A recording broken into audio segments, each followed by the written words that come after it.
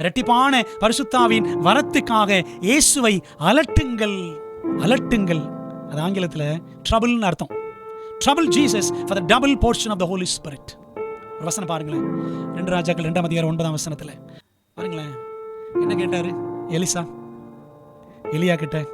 ஐயா ஆசிரியரே, என் தகப்பனே இஸ்ரவேலுக்கு ரதமும் குதிரை வீரருமாய் இருக்கிறவரே அப்படின்னு சொன்னார் அவர்.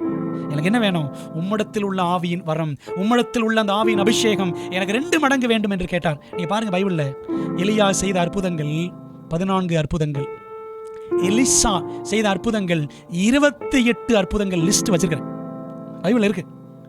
அப்போ எலிசா பாருங்க, double the amount, double portion of miracles, அற்புதங்களை 2 மடங்கு செய்தார். காரணம் என்ன? எலிசாவிடம் தேவன் பொழிந்தருளின பரிசுத்த ஆவியின் வரம். பாருங்களேன், அந்த காலத்திலேயே இந்த எலிசா ஆயிரக்கணக்கான ஆண்டுகளுக்கு முன்பதாகவே 2 மடங்கு பரிசுத்த ஆவியின் வரம் கேட்டார் அப்படின்னா, இப்பெல்லாம் நமக்கு எவ்வளோங்க கேட்கணும்? நீங்களும் நானும் கேட்கறதே கிடையாது. இயேசு சொன்னார்ல, யோவான் 16ஆம் அதிகாரத்தில், என் நாமத்தினாலே நீங்கள் ஒன்றும் இது வரைக்கும் கேட்கவே இல்லைன்னு சொன்னார். அதான் உண்மை, கேட்கறதே கிடையாது. என்னென்னத்தையோ கேட்டுட்டு இருக்கிறோம். யோசித்து பாருங்க.